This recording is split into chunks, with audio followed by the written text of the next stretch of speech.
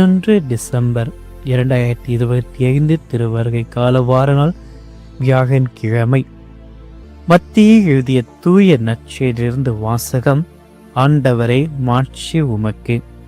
அதிகாரம் 11, இறை வசனங்கள் 11-15 முடிய. அக்காலத்தில் இயேசு மக்கள் கூட்டத்துக்கு கூறியது, மனிதராய் பிறந்தவர்களுள் திருமுழுக்கு யோவானை விட பெரியவர் எவரும் தோன்றியதில்லை. ஆயினும் விண்ணரசில் மிக சிறியவரும் அவரினும் பெரியவரே என நான் உறுதியாக உங்களுக்கு சொல்கிறேன். திருமுழுக்கு யோவானின் காலம் முதல் இந்நாள் வரையிலும் விண்ணரசு வன்மையாக தாக்கப்படுகின்றது. பார்க்கின்றவர்கள் அதை கைப்பற்றிக் கொள்கின்றனர். திருச்சட்டமும் எல்லா இறைவாக்கு நூல்களும் யோவான் வரும் வரை இறைவாக்குகள் உரைத்தன. உங்களுக்கு விருப்பம் இருந்தால் வரவேண்டிய எலியா இவரே என ஏற்றுக்கொள்வீர்கள். கேட்க செவியுள்ளோர் கேட்கட்டும் என்றார். ஆண்டவரின் அருள்வாக்கு. கிறிஸ்துவே உமக்கு புகழ்.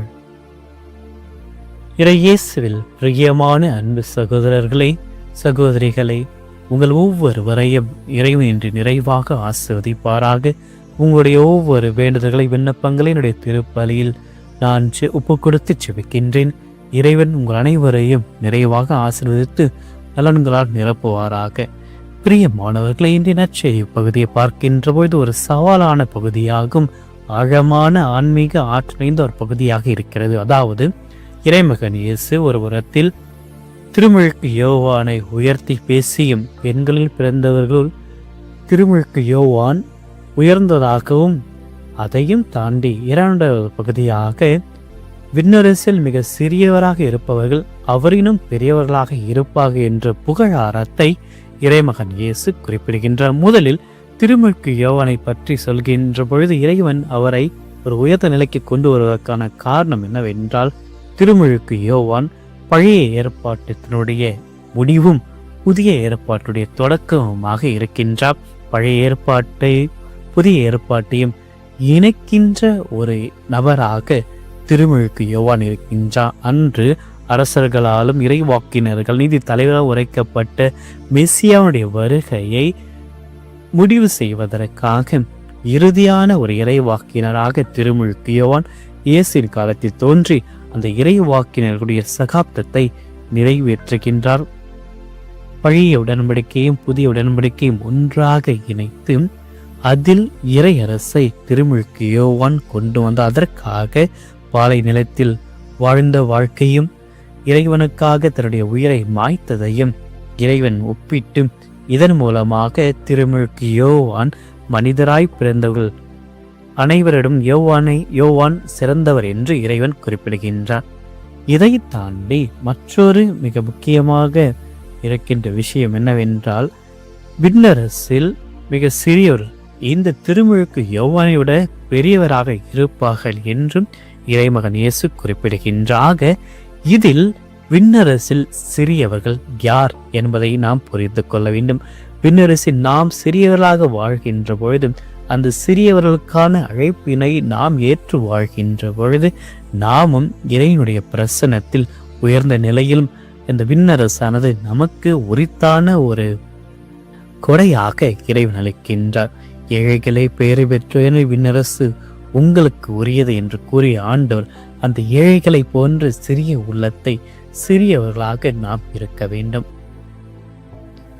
ஆகவே இன்று எவ்வாறு யோவான் தன்னுடைய பொறுப்பில் இறையரசு பணியில் நேர்மையாகவும் பொறுப்புடனும் தாட்சியுடனும் இருந்தாரோ, அதேபோன்று இன்று நாம் நமக்கும் இறைவன் அளித்த ஒவ்வொரு குடும்ப பொறுப்புகள், சமூக பணிகள், ஆன்மீக பணிகள், திருச்சபையினுடைய கடமைகளை நாம் செம்மையாக நிறைவேற்றுகின்ற பொழுது, நேரிய பாதை நாம் வாழ்கின்ற பொழுது, பிறரை நாம் அன்பு செய்கின்ற பொழுது, இறைவனுடைய அருமையான அந்த அழைப்பினை ஒவ்வொரு முறையும் ஏற்று இறை திட்டத்திற்காக இறை வார்த்தையை கேட்டு அதன்படி வாழ்கின்ற பொழுது நாமும் விண்ணரசில் சிறியவராக கருதப்படுவோம்.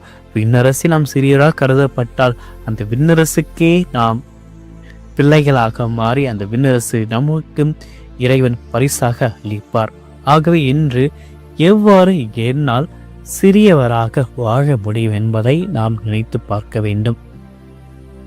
சிறியவராக வாழ்வது என்பது பரிசுத்த ஆவியினுடைய வல்லமையை பெற்றிருக்கின்ற பிள்ளைகளாக திருமுழுக்கில் பொழுது நாம் பெற்ற அந்த பரிசுத்த ஆவியை மீண்டுமாக நம்மில் நாம் உணர வேண்டும். நம்முடைய உடலானது தூய ஆவியுடைய ஆலயம் என்று உணர்ந்து பாவ கரைகளிலிருந்து பாவ வாழ்க்கையிலிருந்து மீட்டெடுத்து நாம் ஒரு பரிசுத்த வாழ்க்கையில் தூய்மையான வாழ்க்கையில் வாழ வேண்டும்.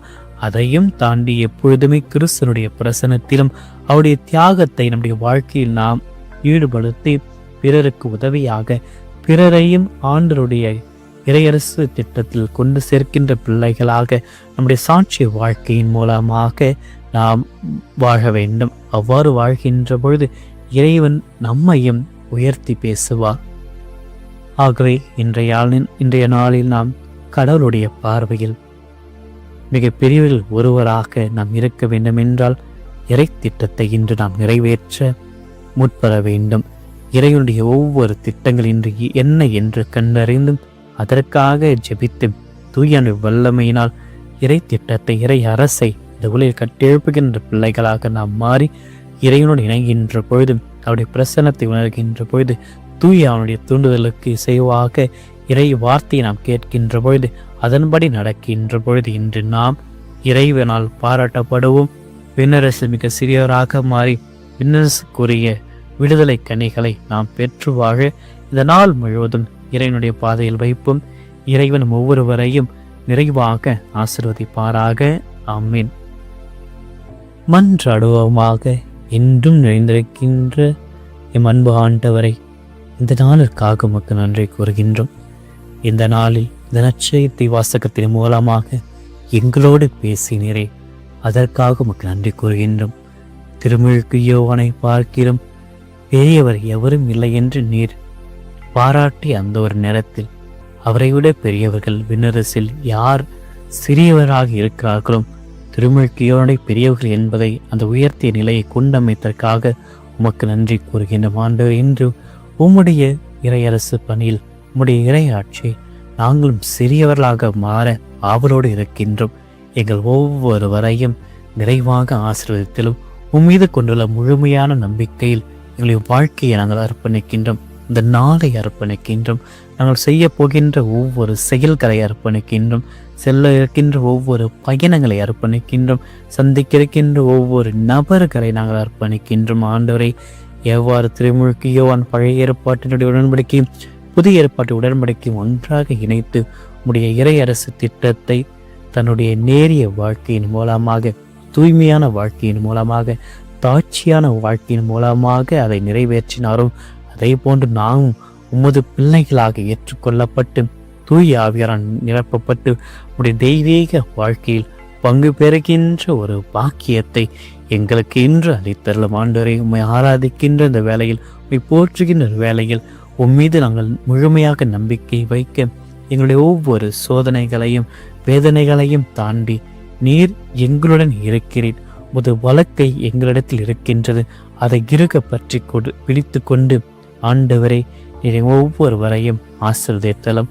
அஞ்சாதை, உனக்கு துணையாக நான் இருப்பேன் என்று கூறிய ஆண்டவரை, இந்த நாள் முழுவதும் எங்களுடன் இருந்து எங்களை பலப்படுத்தி ஆசீர்வதித்தருளும்.